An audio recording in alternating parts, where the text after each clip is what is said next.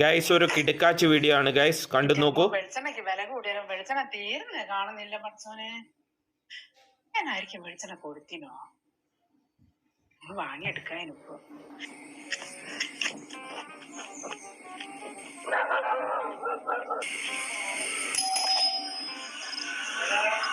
അതെ, ഇനി എന്റെ മുമ്പ് അങ്ങന്ന് കുറച്ച് വെളിച്ചെണ്ണ വാങ്ങിക്കില്ലേനോ?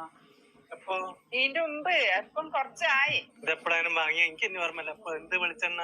എടോ, ആ കൊറോണയുടെ സമയത്ത് ഞാൻ അനക്ക് ഒരു 250 അധികം ഉണ്ട് വെളിച്ചെണ്ണ തന്നു. കൊറോണ ടൈമില് കൊറോണ കഴിഞ്ഞിട്ട് എത്ര കാലം ഒരു 100 വെളിച്ചെണ്ണ വാങ്ങി നിങ്ങൾ ഇങ്ങനെയൊക്കെ പറയാം. ഇടവരക്കാരൊക്കെ അങ്ങനെ അങ്ങോട്ടും ഇങ്ങോട്ടൊക്കെ കൊടുത്ത് അതൊക്കെയല്ലേ ഉണ്ടാകുക. അന്നേരം വെളിച്ചെണ്ണയ്ക്ക് 180 ഉറുപ്പ്യുള്ളൂ.